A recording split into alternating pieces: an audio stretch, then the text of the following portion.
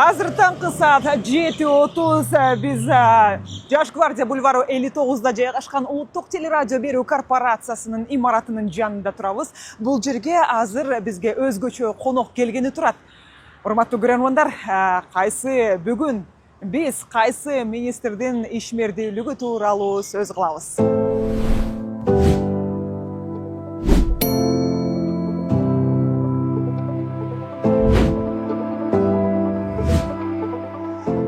Бүгүн ачык эшик долбоорунун алкагында экономика жана коммерция министри Бакыт Сыдыковдун бир күндүк ишмердүүлүгү менен таанышабыз. Маанайыңыз кандай? Маанай жакшы. Таңды кандай тоздуңуз?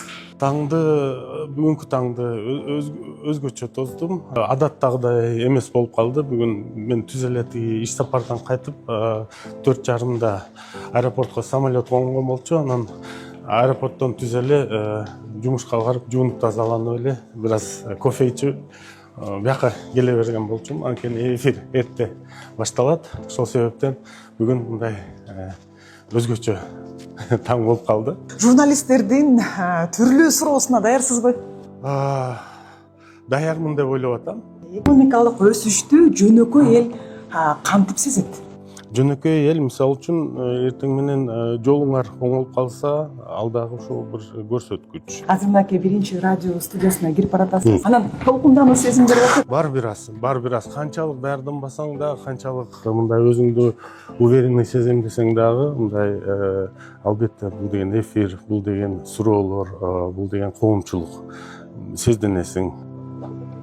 Азыркы тапта Бакыт Төлөнишович биринчи радиодо 1 саат бою түз эфирде интервью берет. Андан соң министрликке барып жыйын өтөт.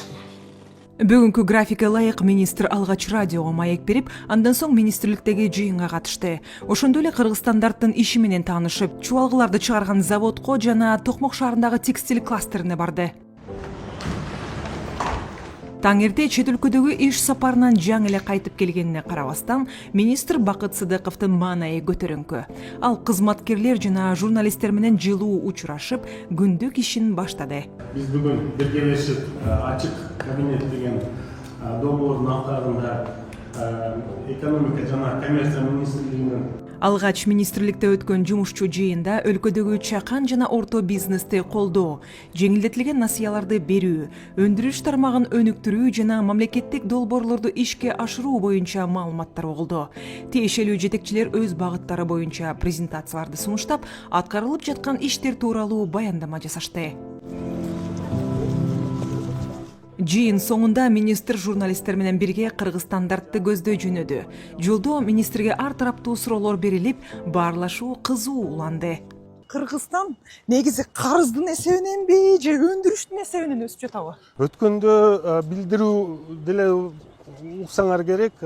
Азыркы учурда карыз маселеси, тышкы карыз маселеси чоң маселе эмес.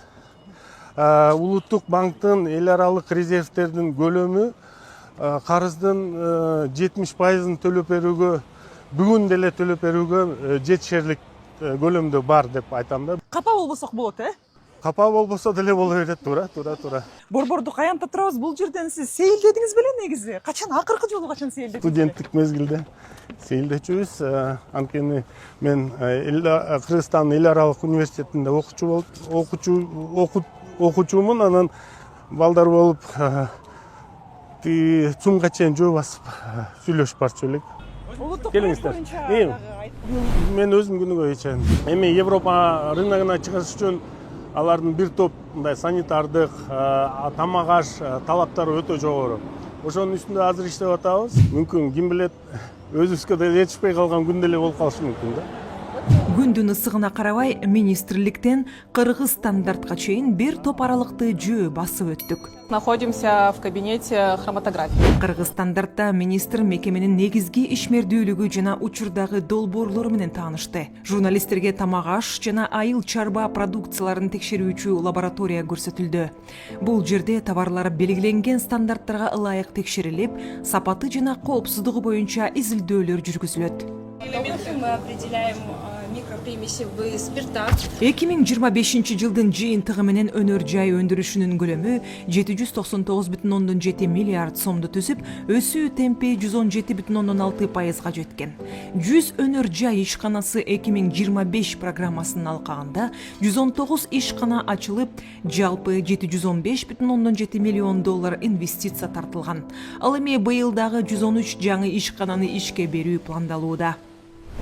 Кийинки сапарыбызда Бишкек шаарынан 30 чакырым алыстыкта жайгашкан жогорку ат башы айылында курулган электр чубалгыларын чыгарган ана бул заводдун ишин көргөнү келдик. Бул ишканада жылына 1,5 миң тонна алюминий, 800 тонна жез жана 3200 тонна пластик иштетилет.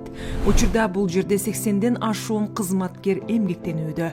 Жакынкы келечекте жумуш орундарын 2 эсеге көбөйтүү пландалган. Белгилей кетсек, аталган ишкана 2024 жылы ишке берилген 100 өндүрүш объектисинин бири болуп саналат. Вон гранулы пластиковые для обмотки. Они сюда поступают уже в расплавленном состоянии. Эми раз бүгүнкү күнү башка күндөргө мүмкүн салыштырмалуу көбүрөөк сүйлөөгө туура келип атат. Анан бет булчуңдар бир аз сезилип атат да сүйлөгөндүчү. Андан соң сапарыбыз Токмок шаарындагы ири өнөр жай комплексинде уланды. Бул аралыкта дагы министр бир мүнөткө да токтобой жумуштук чалууларга жооп берип жатты. Аталган комплекс келечекте Борбор Азиядагы эң ири өндүрүш борборлорунун бири болоору күтүлүүдө.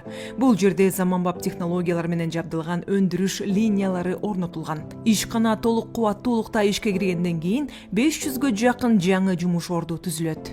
Ишкердүүлүктү колдоо деген мына ушул. Ишкердүүлүктү колдоо деген мына ушул.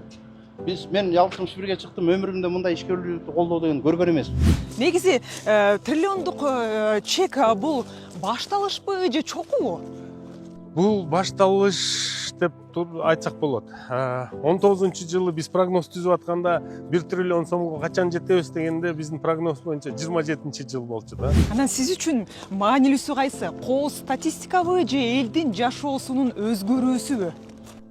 Албетте негизги максат бул элдин жашоосунун өзгөрүүсү, өнүгүшү, өсүшү, жашоо стандарттарынын өркүндөшү. Ал эми өйдө жактан чалуулар болобу? Андай айтпа, мындай кылба, тигиндей деп чектөөлөр. Чектөөлөр болбойт. Азыркы учурдагы мындай өйдө жак менен сүйлөшкөн тилдин негизи тапшырма тилинде, жоопкерчилик тилинде. Ошо анан эркиндик да берилет. Мындай маселе ушуну чечиш керек. Мыйзам чегинде чечишин керек.